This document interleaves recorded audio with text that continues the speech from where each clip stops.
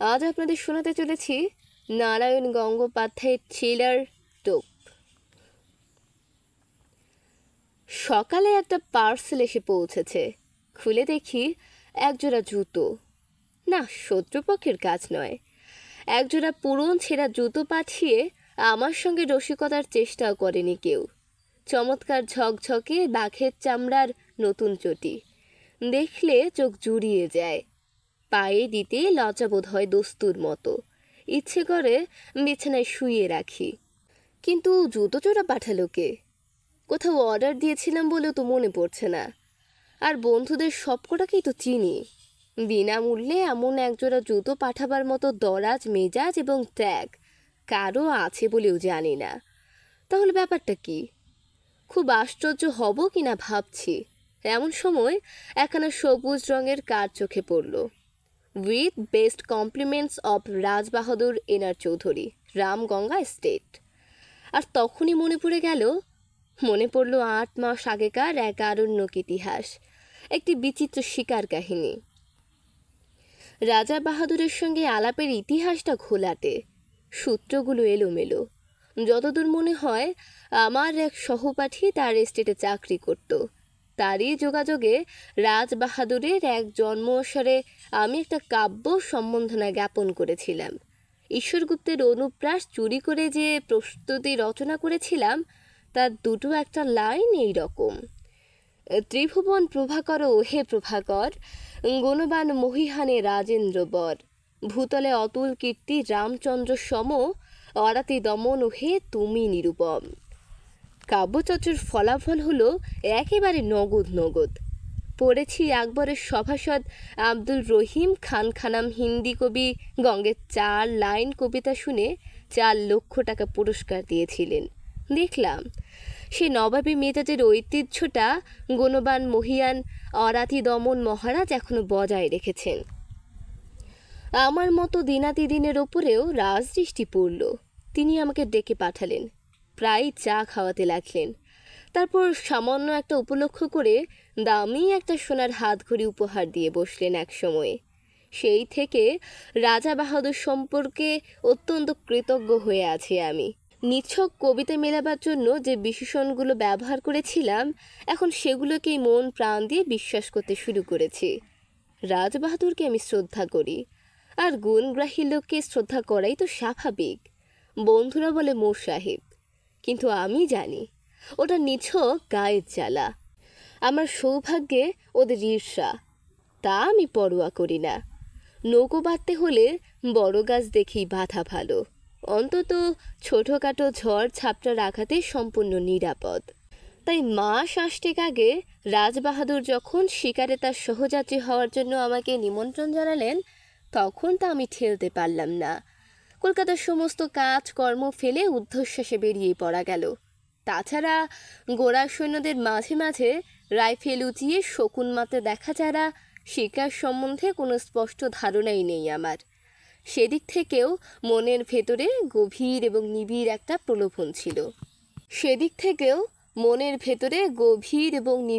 প্রলোভন ছিল। জঙ্গলের ভেতর ছোট একটা রেল লাইনের আরও ছোট একটা স্টেশনে গাড়ি থামল। নামবার সঙ্গে সঙ্গে সোনালি তকমা আটা ঝকঝকে পোশাক পরা আরদালি এসে ছেলাম দিল আমাকে। বললে, হুজুর চলুন। স্টেশনের বাইরে মেঠে রাস্তায় দেখি মস্ত একখানা গাড়ি, যার নাম রোলস রয়েস, সংক্ষেপে যাকে বলে রোজ। তা রোজই বটে। মাটিতে চলল না রাজহাঁসের মতো হাওয়ায় ভেসে গেল, সেটা ঠিক ঠাউর করে উঠতে পারলাম না। চামড়ার খটখটে গদি নয়, লাল মখমলের কুশন। হেলান দিতে সংকোচ হয়, পাছে মাথার সস্তা নারকেল তেলে দাগ ধরে যায়। আর বসবার সঙ্গে সঙ্গেই মনে হয় সমস্ত পৃথিবীটা চাকার নিচে মাটির ডেলার মতো গুড়িয়ে যাক, আমি এখানে সুখে এবং নিশ্চিন্তে ঘুমিয়ে পড়তে পারি। হাঁসের মতো ভেসে চলল রোজ। মেঠে রাস্তায় চলেছে, অথচ এতটুকু ঝাঁকুনি নেই। ইচ্ছে হলো একবার ঘাড় বার করে দেখি, গাড়িটা ঠিক মাটি দিয়ে চলেছে না দুহাত উপর দিয়ে উড়ে চলেছে ওর চাকাগুলো। পথের দুপাশে তখন নতুন একটা জগতের ছবি। সবুজ শালবনের আড়ালে আড়ালে চা বাগানের বিস্তার, চকচকে উজ্জ্বল পাতার শ্রান্ত শ্যামল সমুদ্র, দূরে আকাশের গায়ে কালো পাহাড়ের রেখা। ক্রমশ চা বাগান শেষ হয়ে এলো। পথের দুপাশে ঘন হয়ে দেখা দিতে লাগলো অবিচ্ছিন্ন শালবন। একজন আর্দালি জানালো, হুজুর, ফরেস্ট এসে পড়েছে। ফরেস্টই বটে। পথের ওপর সূর্যের আলো সরে গেছে, এখন শুধু শান্ত আর বিষম ছায়া।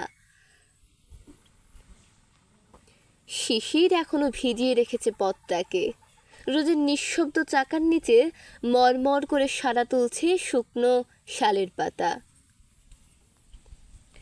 রোদের নিঃশব্দ চাকার নিচে মরমর করে সাড়া তুলছে শুকনা শালের পাতা। বাতাসে গুঁড়ো গুঁড়ো বৃষ্টির মতো শালবনের ফুল ঝরে পড়ছে পথের পাশে, উড়ে আসছে গায়ে। কোথা থেকে চকিতের জন্য ময়ূরের তীক্ষ্ণ চিৎকার ভেসে এলো। দুপাশে নিবিড় শালের বন, কোথাও কোথাও ভেতর দিয়ে খানিকটা খানিকটা দৃষ্টি চলে, কখনো কখনো বুনো ছোপে আচ্ছন্ন। মাঝে মাঝে এক এক টুকরো কাঠের গায়ে লেখা 1935-1940। মানুষ বনকে শুধু উচ্ছন্ন করতে চায় না, তাকে বাড়াতেও চায়। এইসব প্লটে বিভিন্ন সময়ে নতুন করে শালের চারা রোপণ করা হয়েছে, এ তারই নির্দেশ। বনের রূপ দেখতে দেখতে চলেছি। মাঝে মাঝে ভয়ও যে না করছিল এমন নয়। এই ঘন জঙ্গলের মধ্যে হঠাৎ যদি গাড়ির ইঞ্জিন খারাপ হয়ে যায় আর তাক বুঝে লাফ মারে একটা বুনো জানোয়ার, তাহলে তাহলে পকেটের ফাউন্ডেড পেনটা ছাড়া আত্মরক্ষার আর কোনো অস্ত্রই সঙ্গে নেই। শেষটায় আর থাকতে না পেরে জিজ্ঞাসা করে বসলাম, হ্যাঁ রে, এখানে বাঘ আছে? ওরা অনুকম্পার হাসি হাসলো। হ্যাঁ হুজুর। ভালুক? রাজা রাজরার সহমত কাজে যতটুকু জিজ্ঞাসা করব ঠিক ততটুকুই উত্তর। ওরা বলল, হ্যাঁ হুজুর। অজগর সাপ? জি মালিক। প্রশ্ন করবার উৎসাহ ওই পর্যন্ত এসে থেমে গেল আমার। যেরকম দ্রুত উত্তর দিয়ে যাচ্ছে তাতে কোনো প্রশ্নেই যে না বলে আমাকে আশ্বস্ত করবে এমন তো মনে হচ্ছে না। যতদূর মনে হচ্ছিল গরিলা, হিপোটেমাস, ভ্যাম্পায়ার কোনো কিছুই বাকি নেই এখানে। জুলু কিংবা ফিলিপিনোর এখানে বিষাক্ত বুমেরাও বাগিয়ে আছে কিনা, এবং মানুষ পেলে তারা বেগুন পোড়া করে খেতে ভালোবাসে কিনা, এ জাতীয় একটা কুটিল জিজ্ঞাসাও আমার মনে জেগে উঠেছে ততক্ষণে। কিন্তু নিজেকে সামনে নিলাম। খানিকটা আসতেই গাড়িটা ঘস ঘস করে ব্রেক কষলো একটা। আমি প্রায় আত্মনাদ করে উঠলাম, কিরে বাঘ নাকি? আর্দালিরা মুচকি হাসলো। না হুজুর, এসে পড়েছি। ভালো করে তাকিয়ে দেখি, সত্যিই তো এসে পড়েছে, সন্দেহ নেই। পথের বাঁ দিকে ঘন শালবনের ভেতরে একটুখানি ফাঁকা জমি, সেখানে কাঠের তৈরি বাংলো প্যাটার্নের একখানি দোতলা বাড়ি। এই নিবিড় জঙ্গলের ভিতর যেমন আচমকিক তেমনি অপ্রত্যাশিত। গাড়ির শব্দে বাড়িটার ভেতর থেকে 2-3 জন চাপরাশি বেরিয়ে এলো ব্যতিব্যস্ত হয়ে। এতক্ষণ লক্ষ্য করিনি। এবার দেখলাম বাড়ির সামনে চওড়া একটা গড়খাই কাটা। লোকগুলো ধরাধরি করে মস্ত বড় এক ফালি কাঠ খাঁচটার উপরে সাঁকোর মতো বিছিয়ে দিল। তারই উপর দিয়ে গাড়ি গিয়ে দাঁড়ালো রাজা বাহাদুর এনা চৌধুরীর হান্টিং বাংলোর সামনে। আরে আরে, কী সৌভাগ্য! রাজা বাহাদুর যে স্বয়ং এসে বারান্দায় দাঁড়িয়েছেন আমার অপেক্ষায়। একগাল হেসে বললেন, আসুন আসুন, আপনার জন্য আমি এখনো চা পর্যন্ত খাইনি। শ্রদ্ধায় আর বিনয়ে আমার মাথা নিচু হয়ে গেল। মুখে কথা জোগালো না, শুধু বেকুবের মতো কৃতার্থের হাসি হাসলাম একগাল। রাজবাহাদুর বললেন, এত কষ্ট করে আপনি যে আসবেন সে ভাবতেই পারিনি। বড় আনন্দ হলো, ভারী আনন্দ হলো। চলুন চলুন, উপরে চলুন। এতক্ষণ না থাকলে কি আর রাজা হয়? একেই বলে রাজোচিত বিনয়। বাহাদুর বললেন, আগে স্নান করে রিফ্রেশড হয়ে আসুন। টি ইজ গেটিং রেডি। বই সাহেবকে গোসলখানা মেলে যাও। 40 বছরের দাড়িওয়ালা বয়, নিঃসন্দেহে বাঙালি, তবু হিন্দি করে হুকুমটা দিলেন রাজা বাহাদুর, কারণ ওটা রাজকীয় দস্তুর। বয় আমাকে গোসলখানায় নিয়ে গেল। আশ্চর্য, এই জঙ্গলের ভেতরেও এত নিখুঁত আয়োজন। এমন একটা বাথরুমে জীবনে আমি স্নান করিনি। ব্রাকেটে 3-4খানা সদ্য পাট ভাঙা নতুন তোয়ালে, 3টে দামি সোপ কেসে 3 রকমের নতুন সাবান, রেখে দামি দামি তেল, লাইম জুস, অতিকায় বাথটব, ওপরে ঝাঁঝরি, নিচে টিউবওয়েল থেকে পাম্প করে এখানে ধরা স্নানের ব্যবস্থা। একেবারে রাজকীয় কারবার। কে বলবে এটা কলকাতার গ্র্যান্ড হোটেল নয়? ব্রাকেটে ধোপ দস্তুর, ফরাসডাঙ্গার ধুতি, সিল্কের লুঙ্গি, আদ্যির পাজামা। দামের ঠিক থেকে পাজামাটাই সস্তা বলে মনে হলো, তাই পরে নিলাম। বয় বাইরেই দাঁড়িয়েছিল, নিয়ে গেল ড্রেসিং রুমে। ঘর জোড়া আয়না, পৃথিবীর যা কিছু প্রসাধনের জিনিস কিছু আর বাকি নেই এখানে। ড্রেসিং রুম থেকে বেরোতে সোজা ডাক পড়ল রাজবাহাদুরের লাউঞ্জে। রাজবাহাদুর একখানা চেয়ারে চিত হয়ে শুয়ে ম্যানিলা চুরুট খাচ্ছিলেন। বললেন, আসুন, চা তৈরি। চায়ের বর্ণনা না করাই ভালো। চা, কফি, কোকো, ওভালটিন, রুটি, মাখন, পনির, চর্বিতে জমাট ঠান্ডা মাংস, কলা থেকে আরম্ভ করে পিস পর্যন্ত প্রায় 10 রকমের ফল। সেই গন্ধমাদন থেকে যা পারে কুগ্রাসে গেলে চললাম আমি। রাজা বাহাদুর কখনো এক টুকরো রুটি খেলেন, কখনো একটা ফল, অর্থাৎ কিছুই খেলেন না, শুধু পরপর কাপ 3 চা ছাড়া। তারপর আর একটা চুরুট ধরিয়ে বললেন, একবার জানলা দিয়ে চেয়ে দেখুন। দেখলাম। প্রকৃতির এমন অপূর্ব রূপ জীবনে আর দেখিনি। ঠিক জানলার নিচেই মাটিটা খাড়া 300-400 ফুট নেমে গেছে। বাড়িটা যেন ঝুলে আছে সেই রাক্ষসী শূন্যতার উপর। তলায় দেখা যাচ্ছে ঘন জঙ্গল, তার মাঝ দিয়ে পাহাড়ি নদীর একটা সংকীর্ণ নিরজ্জ্বল রেখা। যতদূর দেখা যায় বিস্তীর্ণ অরণ্য চলেছে প্রসারিত হয়ে, তার সীমান্তে নীল পাহাড়ের প্রহরা। আমার মুখ দিয়ে বেরোলো, চমৎকার। রাজা বাহাদুর বললেন, রাইট, আপনারা কবি মানুষ, আপনাদের তো ভালো লাগবেই। আমারই মাঝে মাঝে কবিতা লিখতে ইচ্ছে করে মশাই, কিন্তু নিজের ওই যে জঙ্গলটি দেখতে পাচ্ছেন, ওটি বড় সুবিধের জায়গা নয়। চেরাইয়ের ওয়ান অব দি ফিয়ারেস্টেস্ট ফরেস্ট, একেবারে প্রাগৈতিহাসিক হিংস্রতার রাজত্ব। আমি সব হয়ে জঙ্গলটার দিকে তাকালাম। ওয়ান অব দি ফিওসেস্ট, কিন্তু ভয় পাওয়ার মতো কিছু তো দেখতে পাচ্ছি না। 400 ফুট নিচে ওই অতিকায় জঙ্গলটাকে একটা নিরবচ্ছিন্ন বেটে গাছের ঝোপ বলে মনে হচ্ছে। নদীর রেখাটাকে দেখাচ্ছে উজ্জ্বল একখানা পাতের মতো, আশ্চর্য সবুজ, আশ্চর্য সুন্দর। অফুরন্ত রোদে ঝলমল করছে অফুরন্ত প্রকৃতি। পাহাড়টা যেন গাঢ় নীল রং দিয়ে আঁকা। মনে হয় ওপর থেকে ঝাঁপ দিয়ে পড়লে ওই স্তব্ধ গভীর অরণ্য যেন আদর করে বুকে টেনে নেবে রাশি রাশি পাতার একটা নরম বিছানার উপরে। অথচ আমি বললাম, ওখানেই শিকার করবেন নাকি? খেপেছেন? নামবো কি করে? দেখছেন তো পেছনে 400 ফুট খাড়া পাহাড়। আজ পর্যন্ত ওখানে কোনো শিকারির বন্দুক গিয়ে পৌঁছয়নি। তবে হ্যাঁ, ঠিক শিকার করি না বটে, আমি মাঝে মাঝে মাছ ধরি ওখান থেকে। মাছ ধরেন? আমি হাঁ করলাম। মাছ ধরেন কীরকম? ওই নদী থেকে নাকি? সেটা ক্রমশ প্রকাশ্য, দরকার হলে পরে দেখতে পাবেন। রাজা বাহাদুর রহস্যময়ভাবে মুখ টিপে হাসলেন। আপাতত শিকারের আয়োজন করা যাক, কিছু না জুটলে মাছের চেষ্টাই করা যাবে। তবে ভালো টোপ ছাড়া আমার পছন্দ হয় না, আর তাতে আবার অনেক হাঙ্গামা। কিছু বুঝতে পারছি না। রাজা বাহাদুর জবাব দিলেন না, শুধু হাসলেন। তারপর ম্যানিলা চুরুটের খানিকটা সুগন্ধি ধোয়া ছড়িয়ে বললেন, আপনি রাইফেল ছুটতে জানেন? বুঝলাম, কথাটাকে চাপা দিতে চাইছেন। সঙ্গে সঙ্গে জিহ্বাকে দমন করে ফেললাম আমি। এরপরে আর কিছু জিজ্ঞাসা করাটা সঙ্গত হবে না, শোভনও নয়, সেটা কোর্ট ম্যানারের বিরোধী। রাজা বাহাদুর আবার বললেন, রাইফেল ছুটতে পারেন? বললাম, ছোটবেলায় ইয়ার গান ছুঁড়েছি। রাজা বাহাদুর হেসে বললেন, তা বটে, আপনারা কবি মানুষ, ওসব অস্ত্রশস্ত্রের ব্যাপার আপনাদের মানায় না। আমি অবশ্য 12 বছর বয়সেই রাইফেল হাতে তুলে নিয়েছিলাম। আপনি চেষ্টা করে দেখুন না, কিছু শক্ত ব্যাপার নয়। উঠে দাঁড়ালেন রাজা বাহাদুর, ঘরের একদিকে এগিয়ে গেলেন। তাকে অনুসরণ করে আমি দেখলাম এ শুধু লাউঞ্জ নয়, রীতিমতো একটা ন্যাচারাল মিউজিয়াম এবং অস্ত্রাগার।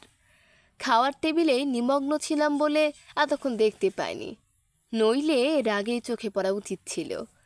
চারিদিকে সারি সারি নানা আকারের আগ্নেয়াস্ত্র, গোটা চারেক রাইফেল, ছোট বড় নানা রকম চেহারা। একটা হুকের সঙ্গে খাপে আটা একজোড়া রিভলভার ঝুলছে, তার পাশেই দুলছে খোলা একখানা লম্বা শেফিল্ডের তলোয়ার। সূর্যের আলোর মতো তার ফলার নিষ্কলঙ্ক রং। মোটা চামড়ার বেল্টে ঝকঝকে পেতলের কার্তুজ রাইফেলের, রিভলভারের। জমিদার খাপে খান তিনেক নেপালি ভোজালি, আর দেওয়ালের গায়ে হরিণের মাথা, ভালুকের মুখ, নানা রকমের চামড়া, বাঘের, সাপের, হরিণের, গোসাপের। একটা টেবিলের রতিকায় হাতির মাথা, দুটো বড় বড় দাঁত এগিয়ে আছে সামনের দিকে।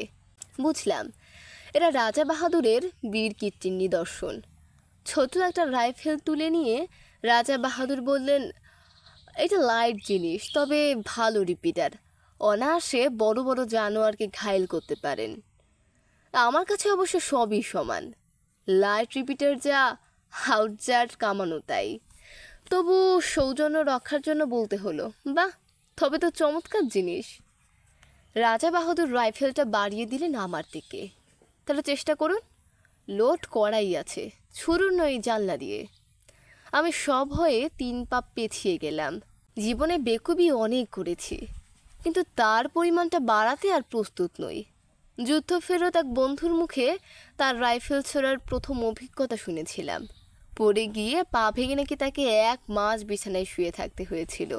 নিজেকে যতদূর জানি, আমার ফাড়া শুধু পা ভাঙার উপর দিয়ে কাটবে বলে মনে হয় না। বললাম, ওটা এখন থাক, পরে হবে না হয়।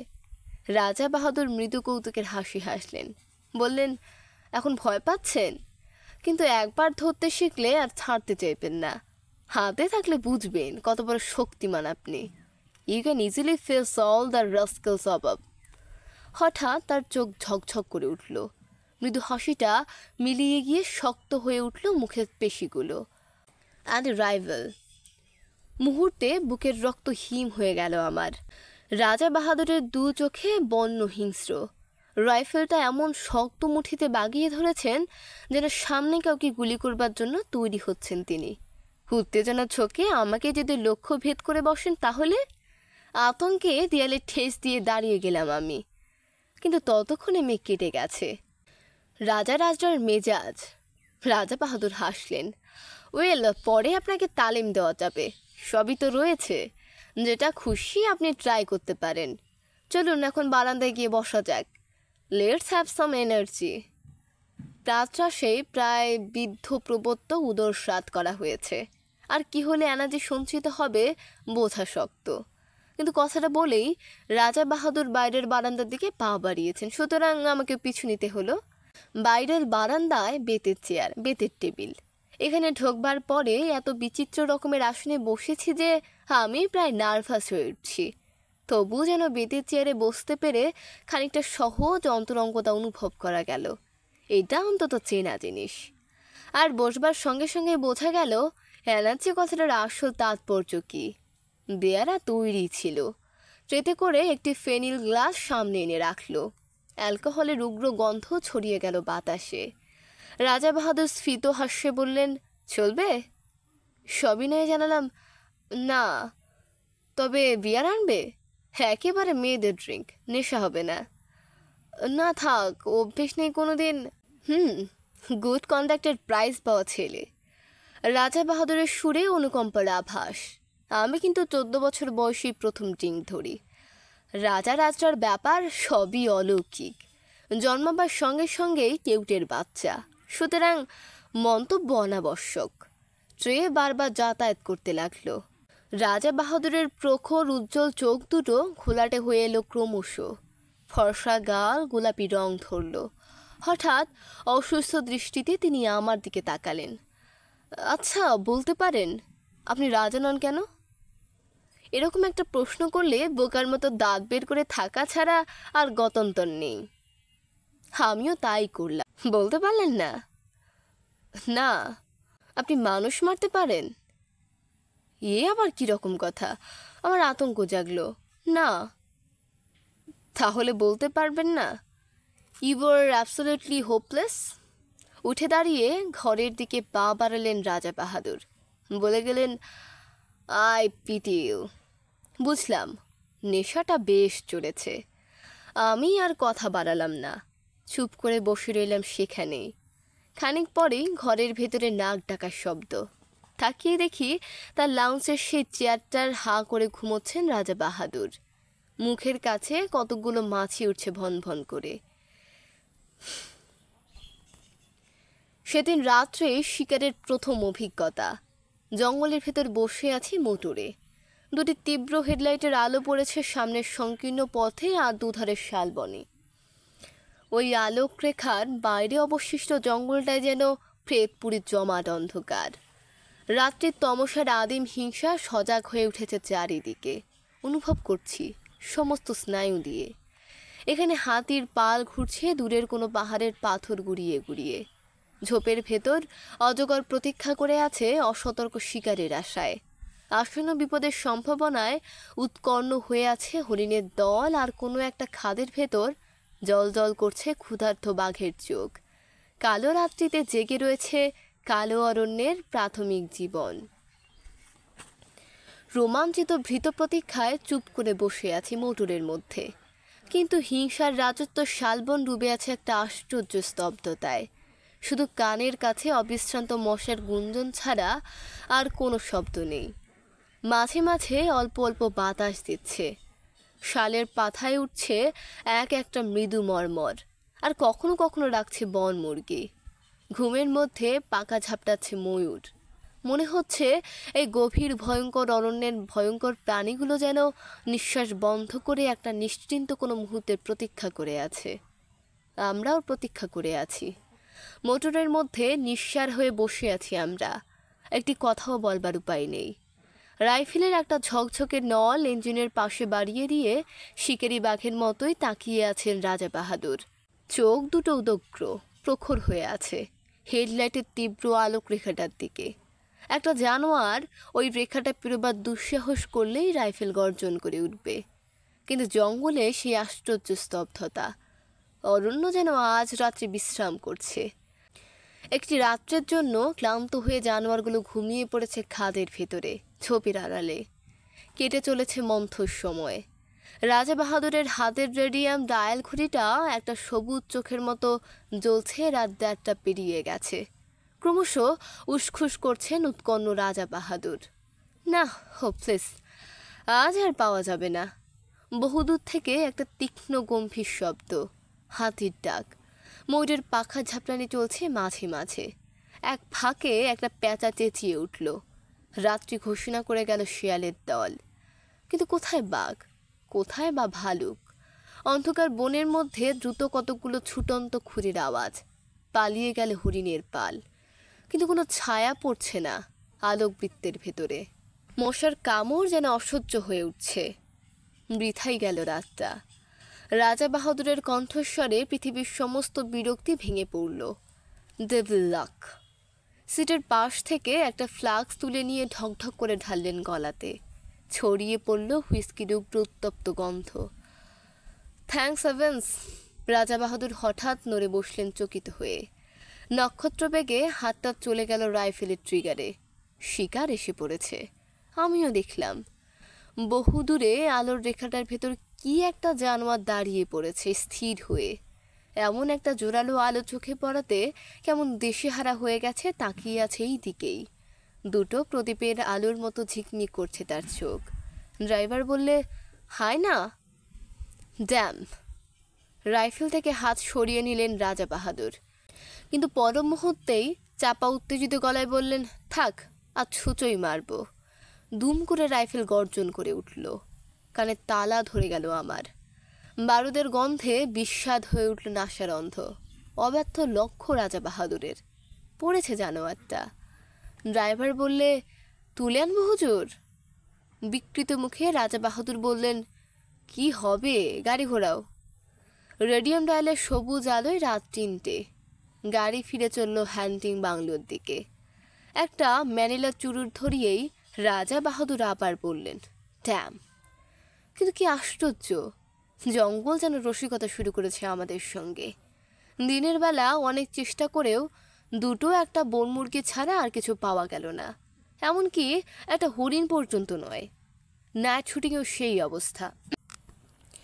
পর পর 3 রাত্রি জঙ্গলের নানা জায়গায় গাড়ি থামিয়ে চেষ্টা করা হলো, কিন্তু নগদ লাভ যা ঘটল তা অমানসিক মশার কামড়। জঙ্গলের হিংস্র জন্তুর সাক্ষাৎ মিলল না বটে, কিন্তু মশাগুলোকে চিনতে পারা গেল। এমন সাংঘাতিক মশা যে পৃথিবীর কোথাও থাকতে পারে এতদিনে ধারণা ছিল না আমার।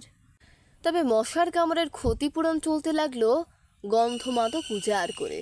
সত্যি বলতে কি, শিকার করতে না পারলেও মনের দিক থেকে বিন্দু মাত্র ক্ষোভ ছিল না আমার। জঙ্গলের ভেতর এমন রাজকীয় যজ্ঞের আয়োজন কল্পনারও বাইরে। জীবনে এমন দামি খাবার কোনোদিন মুখে তুলিনি, এমন চমৎকার বাথরুমে স্নান করিনি কখনো। এত পুরো জাজিমের বিছানায় শুয়ে অস্বস্তিতে প্রথম দিন তো ঘুমোতেই পারিনি আমি। নিবিড় জঙ্গলের নেপথ্য গ্র্যান্ড হোটেলের স্বাচ্ছন্দ্যে দিন কাটাচ্ছি। শিকার না হলেও কণামাত্র ক্ষতি নেই কোথাও। প্রত্যেক দিনই লাউঞ্জে চা খেতে খেতে 400 ফুট নিচেকার ঘন জঙ্গলটার দিকে চোখ পড়ে। সকালের আলোয় উদ্ভাসিত শ্যামলতা দিগন্ত পর্যন্ত বিস্তৃত হয়ে আছে অপরূপ প্রসন্নতায়। One of the fiercest forest. বিশ্বাস হয় না। তাকিয়ে তাকিয়ে দেখি বাতাসে আকার অবয়বহীন পত্রাবরণ সবুজ সমুদ্রের মতো দুলছে, চক্র দিচ্ছে পাখির দল। এখান থেকে মৌমাছির মতো দেখায় পাখিগুলোকে। জানলার ঠিক নিচে ইস্পাতের ফলার মতো পাহাড়ি নদীটার নীলিমোজ্জ্বল রেখা দুটো একটা নুড়ি ঝকমক করে মণিখণ্ডের মতো বেশ লাগে। তারপরই চমক ভাঙে আমার। তাকিয়ে দেখি ঠোঁটের কোণে ম্যানিলা চুরুট পড়ছে। অস্থির চঞ্চল পায়ে রাজা বাহাদুর ঘরের ভেতর পায়চারি করছেন। চোখে মুখে একটা চাপা আক্রোশ, ঠোঁট দুটোই নিষ্ঠুর কঠিনতা।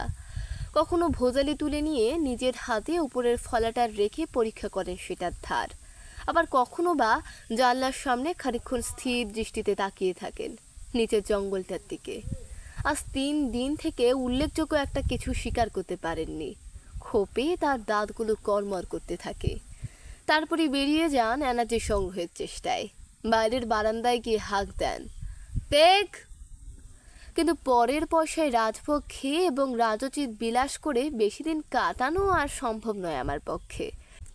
রাজা বাহাদুরের অনুগ্রহ একটা দামি জিনিস বটে, কিন্তু কলকাতায় আমার ঘর সংসার আছে, একটা দায়িত্ব আছে তার। সুতরাং 4র্থ দিন সকালে কথাটা আমাকে পারতে হলো।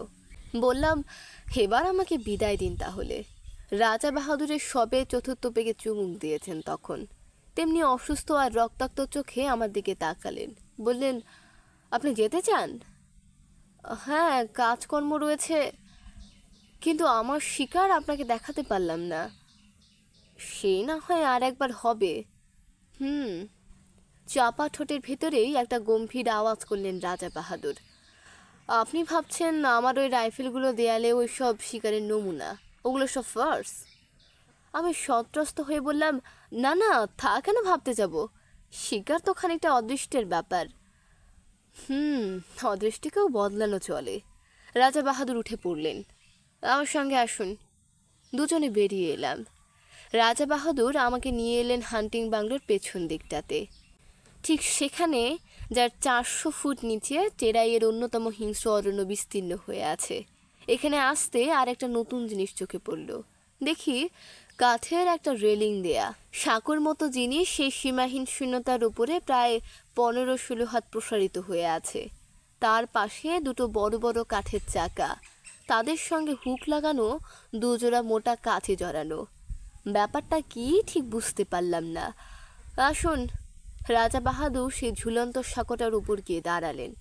আমিও গেলাম তার পেছনে পেছনে। একটা আশ্চর্য বন্দোবস্ত। ঠিক সাঁকোটার নিচেই পাহাড়ি নদীটার রেখা, নুড়ি মেশানো সংকীর্ণ বালুতর তার দুপাশে। তাছাড়া জঙ্গল জঙ্গল। নিচে তাকাতে আমার মাথা ঘুরে উঠল। রাজা বাহাদুর বললেন, জানেন সব কি?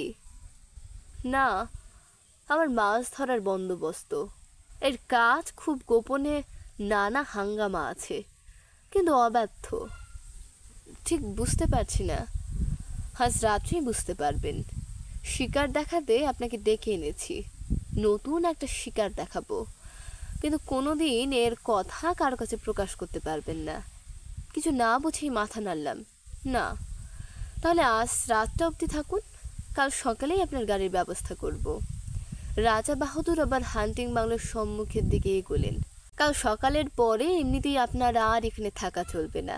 একটা কাঠের সাঁকো, দুটো কপি কলের মতো জিনিস, মাছ ধরবার ব্যবস্থা, কাউকে বলা যাবে না এবং কাল সকালেই চলে যেতে হবে। সবটা মিলিয়ে যেন রহস্যের ঘাস মহল একেবারে। আমার কেমন এলোমেলো লাগতে লাগলো সমস্ত, কিন্তু ভালো করে জিজ্ঞাসা করতে পারলাম না। রাজা বাহাদুরকে বেশি প্রশ্ন করতে কেমন অস্বস্তি লাগে আমার, অনধিকার চর্চা মনে হয়। বাংলোর সামনে 3-4টে ছোট ছোট নোংরা ছেলে মেয়ে খেলা করে বেড়াচ্ছে। হিন্দুস্তানি কিপাটার বেউরির সম্পত্তি।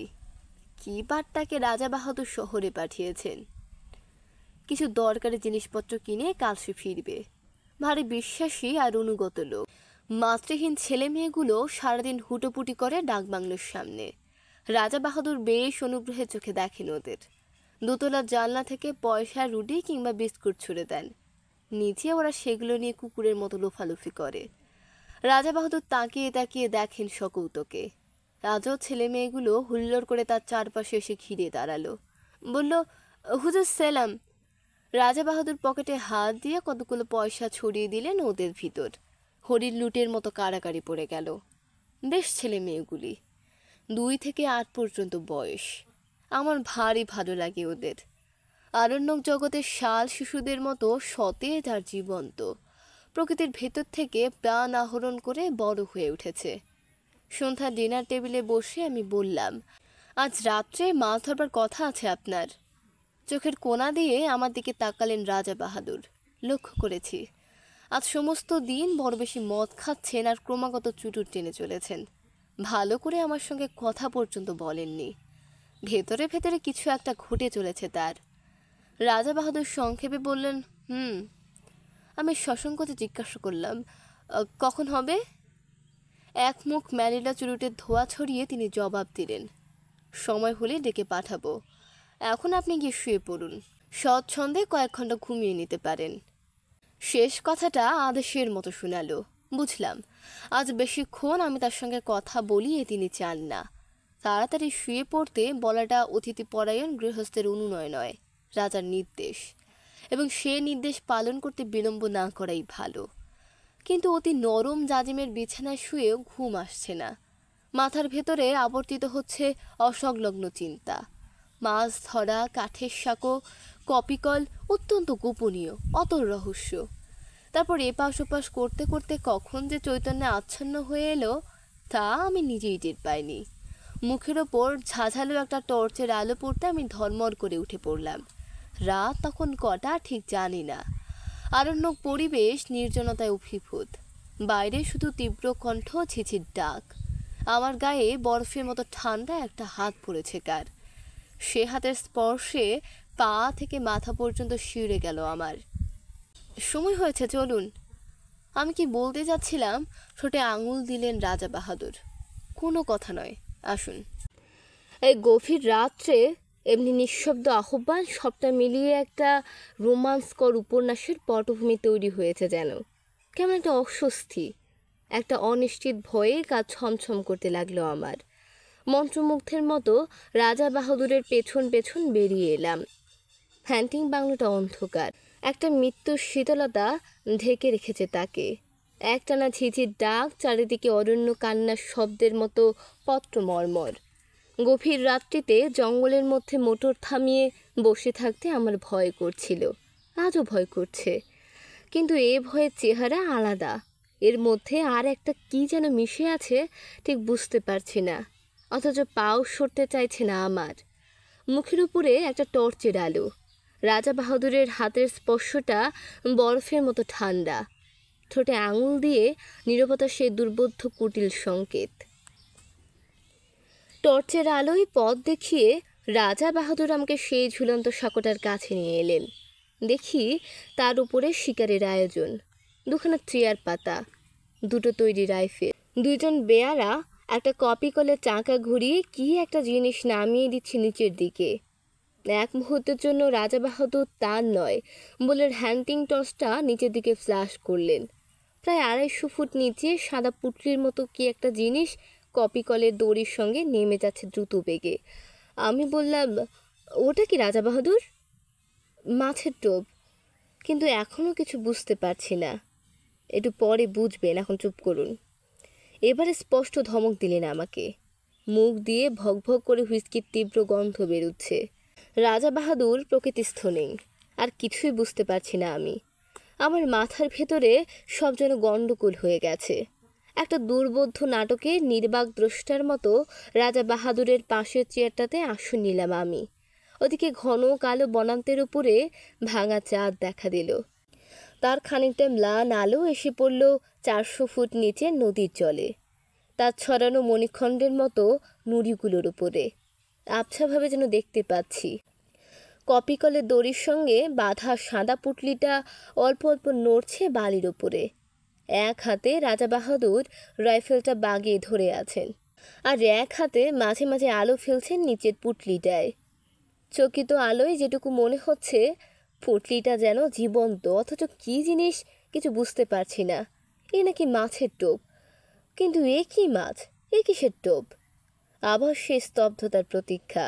মুহূর্ত কাটছে, মিনিট কাটছে, ঘন্টা কাটছে। রাজা বাহাদুরের টর্চের আলো বারে বারে পিছলে পড়ছে নিচের দিকে।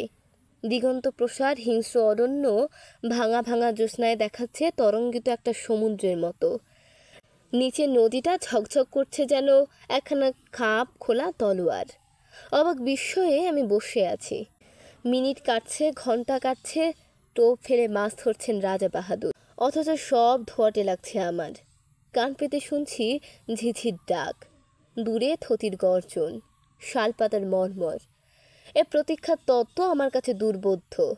শুধু হুইস্কি আর ম্যানিলা চুরুটের গন্ধ নাকে এসে লাগছে আমার। মিনিট কাটছে, ঘন্টা কাটছে, রেডিয়াম ডায়াল ঘড়ির কাঁটা চলছে ঘুরে। ক্রমশ যেন সম্মোহিত হয়ে গেলাম, ক্রমশ যেন ঘুম এলো আমার। তারপরে হঠাৎ কানের কাছে বিকট একটা শব্দে রাইফেল সাড়া দিয়ে উঠল। 400 ফুট নিচে থেকে ওপরের দিকে উৎক্ষিপ্ত হয়ে উঠল প্রচণ্ড বাঘের গর্জন। চেয়ারটা শুদ্ধ আমি কেঁপে উঠলাম। টর্চের আলোটা সোজা পড়েছে নুড়ির ছড়ানো বালির ডান্ডাটার উপরে। পরিষ্কার দেখতে পেলাম দোড়াকাটা অতিকায় একটা বিশাল জানোয়ার সাদা পুটলির উপরে একখানা থাবা চাপিয়ে দিয়ে পড়ে আছে। সাপের মতো ল্যাজ আঁচড়াচ্ছে অন্তিম আক্ষেপে। ওপর থেকে ইন্দ্রের বজ্রের মতো অব্যর্থ গুলি গিয়ে লেগেছে তার মাথায়। এত উপর থেকে দুর্নিবার মৃত্যু নামবে আশঙ্কা করতে পারেনি। রাজা বাহাদুর সোৎসাহে বললেন, ফতে, এতক্ষণে মাছ ধরবার ব্যাপারটা বুঝতে পেরেছি। সল্লাসে বললেন, মাছ তো ধরলেন, ডাঙায় তুলবেন কেমন করে? ওই কপিকল দিয়ে। ওই জন্যই তো ওগুলোর ব্যবস্থা। ব্যাপারটা যেমন বিচিত্র তেমনি উপভোগ্য। আমি রাজা বাহাদুরকে অভিনন্দিত করতে যাব, এমন সময় পরিষ্কার শুনতে পেলাম শিশুর গুঙানি, ক্ষীণ অথচ নির্ভুল। ও কিসের শব্দ? 400 ফুট নিচে থেকে ওই শব্দটা আসছে। হ্যাঁ, কোনো ভুল নেই। মুখের বাঁধন খুলে গেছে, কিন্তু বড় দেরিতে। আমার বুকের রক্ত হিম হয়ে গেল, আমার চুল খাড়া হয়ে উঠল। আমি পাগলের মতো চিৎকার করে উঠলাম, রাজা বাহাদুর, কিসের টোপ আপনার? কি দিয়ে আপনি মাছ ধরলেন? চুপ! একটা কালো রাইফেলের নল আমার বুকে ঠেকালেন রাজা বাহাদুর। তারপরই আমার চারিদিকে পৃথিবীটা পাক খেতে খেতে হাওয়ায় গড়া একটা বুদবুদের মতো শূন্য মিলিয়ে গেল। রাজা বাহাদুর জাপটে না ধরলে 400 ফুট নিচেই পড়ে যেতাম হয়তো। খিপারের একটা বেওয়ারির ছেলে যদি জঙ্গলে হারিয়ে গিয়ে থাকে তা অস্বাভাবিক নয়, তাতে কারো ক্ষতি নেই। কিন্তু প্রকাণ্ড রয়্যাল বেঙ্গল মেরেছিলেন রাজা বাহাদুর, লোককে দেখে দেখানোর মতো। তার 8 মাস পরে এই চমৎকার চটেজোড়া উপহার এসেছে। 8 মাস আগেকার সে রাত্রি এখন স্বপ্ন হয়ে যাওয়াই ভালো। কিন্তু এই চটেজোড়া অতি মনোরম বাস্তব। পায়ে দিয়ে একবার হেঁটে দেখলাম, যেমন নরম তেমনি আরাম।